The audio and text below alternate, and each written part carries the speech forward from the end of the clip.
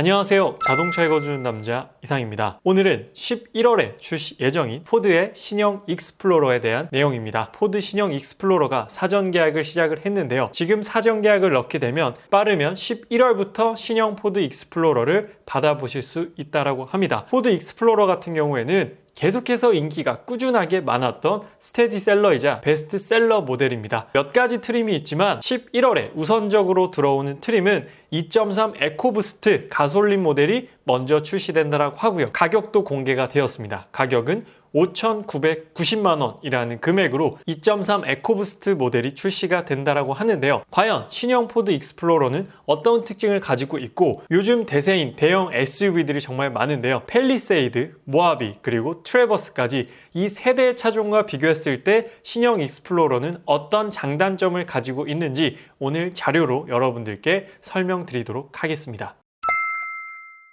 신형 익스플로러는 국내에서 2.3 에코부스트 트림은 5,990만 원으로 출시를 했는데요. 과연 미국에서 판매되는 가격과 비교했을 때 국내 차량 가격이 비싼 금액인지 한번 확인해 보기 위해서 미국에서 판매되고 있는 금액과 비교해 보도록 하겠습니다. 일단 미국에서는 기본 XLT라는 트림이 있고 그 위에 리미티드 트림이 있습니다. 국내에 수입되는 트림은 리미티드 트림이요. 2.3 에코 부스트의 리미티드 트림이 국내에서 판매가 되기 시작하는데요. 일단 기본 가장 하위 트림인 XLT 트림은 한화로 약 4,370만 원에 형성이 되어 있고요. 국내에 들어오는 리미티드 트림은 미국에서 한화 기준으로 약 5,730만 원에 판매가 되고 있습니다. 국내에서 똑같은 트림이 약 5,990만 원에 판매되고 있기 때문에 거의 금액 차이가 없다라고 보셔도 무방할 정도의 금액을 형성하고 있습니다. 미국 가격이랑 비교했을 때 약 260만 원 정도밖에 차이가 안 나기 때문에 굉장히 합리적으로 가격을 책정했다라고 생각이 듭니다.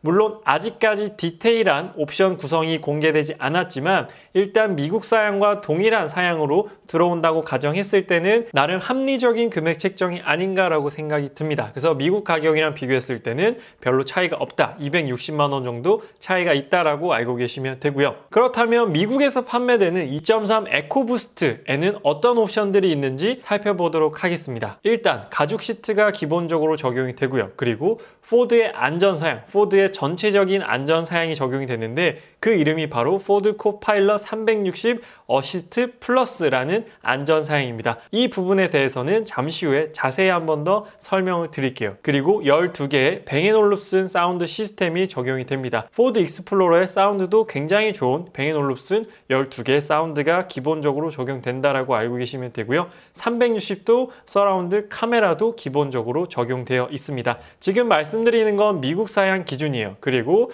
20인치 알루미늄 휠이 기본적으로 적용이 되고요. 그리고 10.1인치는 아니고 그보다 조금 작은 디스플레이가 적용이 됩니다. 미국 사양은 기본 6인 시트가 적용이 됩니다. 2열 시트를 3인으로 선택하게 되면 추가 금액이 형성이 됩니다. 그래서 미국은 6인승 시트가 기본 적용이고 국내에서는 아마 7인승 시트가 기본 적용이지 않을까라고 생각이 듭니다. 그래서 배치는 2, 3, 2 이렇게 배치가 되지 않을까라고 생각이 들어요. 미국 사양은 6인승 시트가 기본 옵션이다라고 보시면 될 것 같습니다. 그리고 제가 말씀드렸던 포드의 세이프티 시스템, 바로 코파일럿 360 어시스트 플러스인데요. 어떤 기능들이 포함되어 있는 세이프티 시스템이냐면 일단 인텔리전트 어댑티브 크루즈 컨트롤이 적용이 됩니다. 스탑앤고가 포함되어 있고 차선의 중앙을 유지하는 기능과 교통 표지판을 읽는 기능, 그리고 회피 조형 어시스트까지도 기본적으로 적용이 되어 있는 세이프티 시스템입니다. 그리고 추가적으로는 사각지대 어시스트, 블라인드 스팟 어시스트도 적용되어 있고 리어뷰 카메라와 레인 키핑 어시스트, 차선 유지 어시스트도 적용이 되어 있고요. 오토매틱 이머전시 브레이킹, 전방 충돌 방지 어시스트도 기본 적용되어 있습니다. 그리고 오토 하이빔 헤드램프, 하이빔 어시스트도 기본적으로 적용되어 있는 게 포드의 코파일럿 360 어시스트 플러스라고 보시면 되겠습니다. 그래서 신형 익스플로러도 크기가 큰 만큼 기본적인 안전사양이 굉장히 빵빵하게 들어가 있다라고 보시면 될 것 같습니다. 전방 충돌 방지와 사각지대 어시스트, 그리고 인텔리전트 어댑티브 크루즈 컨트롤까지 적용되어 있기 때문에 기본 안전사양은 크게 부족하다고 느끼실 것 같진 않아요. 다음으로는 새로워진 2.3 에코 부스트 엔진에 대해서 간단히 한번 언급드리도록 하겠습니다. 신형인 만큼 파워트레인에 변화가 생겼는데요. 일단 5세대 익스플로러 같은 경우에 출력을 살펴보게 되면 272마력에 41.5토크, 그리고 트랜스미션은 6단 자동 변속기가 들어가 있었습니다. 그래서 연비가 좋은 편은 아니었어요. 일단 무게가 무겁고 차가 큰데 6단 자동 변속기이기 때문에 연비가 좋을 수는 없었어요. 하지만 이번에 풀체인지된 6세대 익스플로러 같은 경우에는 출력은 275마력에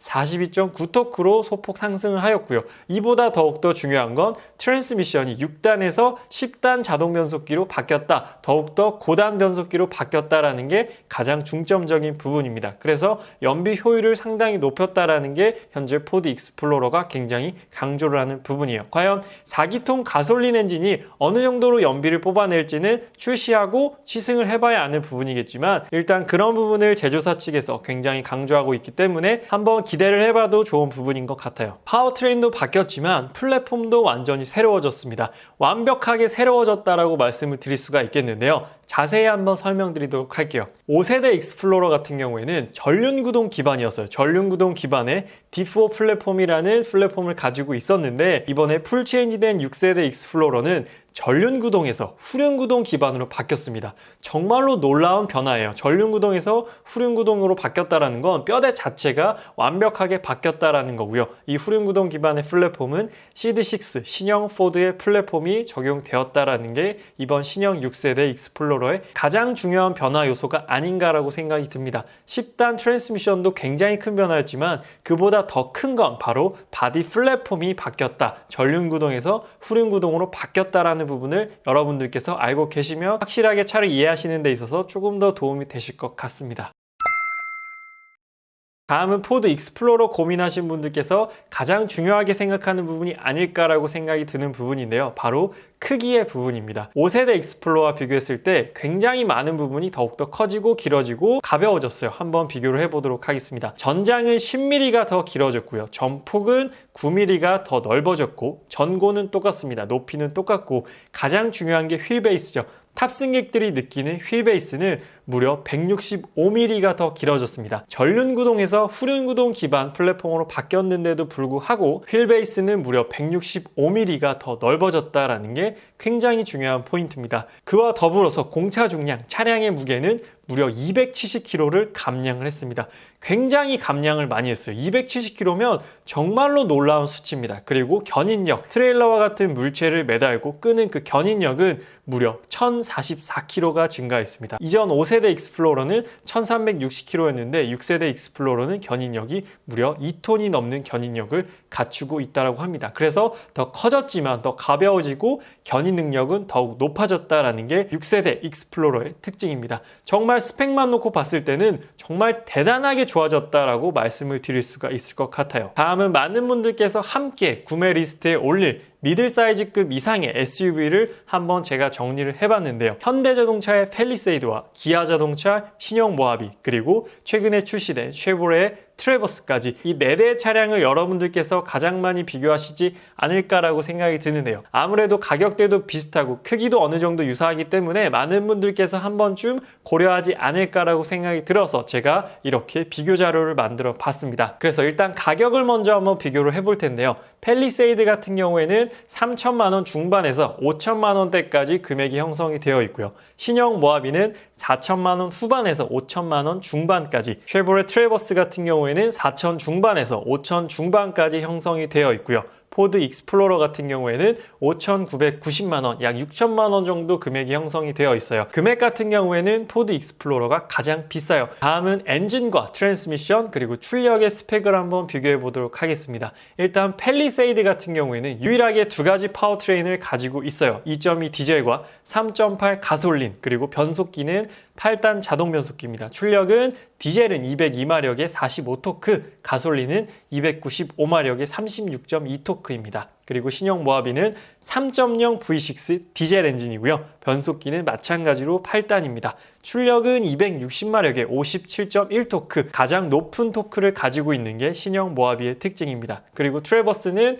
단일 트림이에요. 3.6 가솔린 단일 트림이고 9단 자동 변속기가 적용이 되어 있고 314마력에 36.8토크를 가지고 있습니다. 마력은 가장 높은 마력을 가지고 있는 게 또 트래버스의 특징이고요. 신형 익스플로러 같은 경우에는 직렬 4기통 2.3L 에코 부스트 엔진을 장착을 하고 있고요. 변속기는 가장 뛰어납니다. 10단 자동 변속기가 적용되어 있어요. 경쟁 모델 대비해서 가장 뛰어난 변속기를 가지고 있고요. 출력은 275마력에 42.9토크로 무난한 수치를 보여주고 있습니다. 그래서 스펙적으로 봤을 때는 신형 익스플로러가 그렇게 나쁘지도 않지만 엄청 뛰어난 편은 아니다. 물론 유일한 4기통 가솔린이다 라는 것도 신형 익스플로러의 굉장한 장점이 될 수도 있을 것 같아요. 다음은 대형 SUV 고민하시는 분들께서 가장 많이 보시는 크기를 한번 비교를 해봤습니다. 팰리세이드, 모하비, 트래버스, 신형 익스플로러 이렇게 4대의 차량을 한번 비교를 해봤는데요. 전장 같은 경우에는 트래버스가 가장 깁니다. 많은 분들께서 잘 알고 계시다시피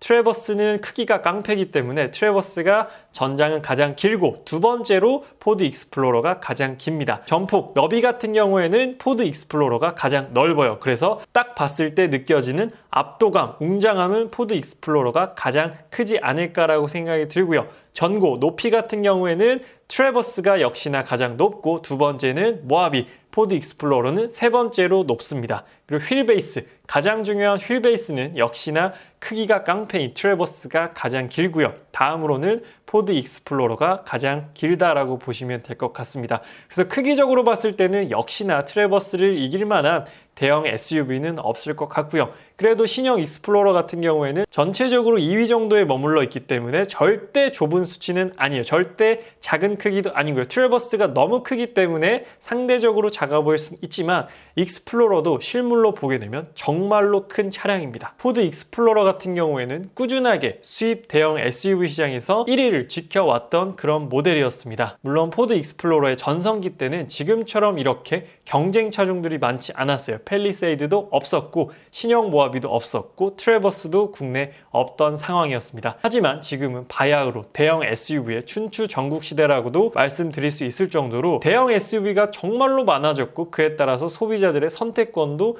정말로 많아졌습니다. 일단 크기적으로 가장 큰 차를 원하신다면 트래버스가 아주 묵직하게 버티고 있는 그런 상황이고요. 가격적인 메리트로 봤을 때는 현대자동차의 팰리세이드가 가격적으로 너무나도 메리트 있는 가격을 형성하고 나왔기 때문에 가격적으로도 조금 밀리는 부분이 있고 그 다음 성능, 동력 성능으로 봤을 때는 3.0L V6 디젤 엔진을 얹고 있는 57토크의 신형 모하비가 또 성능적으로는 굉장히 강한 성능을 가지고 있습니다. 물론 또 디젤이기 때문에 연비도 상당히 더 좋은 편이고요. 그래서 성능적으로 봤을 때도 모하비가 또 굳건하게 지키고 있는 그런 상황이에요. 그래서 브랜드 밸류적인 측면으로 봤을 때 포드 익스플로러가 조금 더 우위를 점하고 있는 상황인데 사실상 포드가 현대기아나 쉐보레에 비해서 뭐 독일 차량들처럼 그렇게 월등히 뛰어난 브랜드 가치를 가지고 있진 않기 때문에 사실 이 부분도 그렇게 경쟁력을 갖추고 있다라고는 생각이 들진 않습니다. 그렇기 때문에 이번 신형 익스플로러가 출시가 되더라도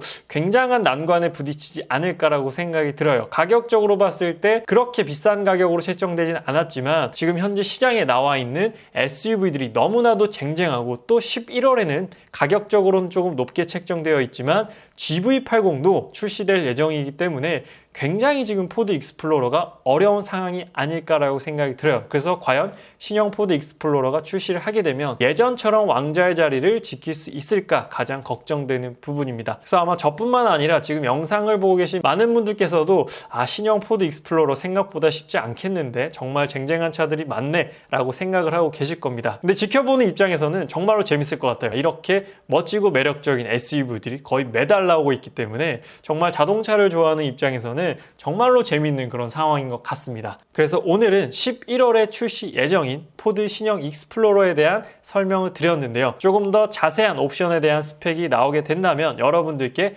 또 한번 자료를 통해 전달 드리도록 하겠습니다. 그리고 혹시 아직 자동차 읽어주는 남자 구독 안 하신 분들께서는 구독하시면 자동차에 대한 다양한 정보를 지속적으로 받아보실 수 있습니다. 신형 포드 익스플로러에 대한 리뷰는 여기서 마치도록 하겠습니다. 저는 자동차 읽어주는 남자 이상이었습니다. 감사합니다.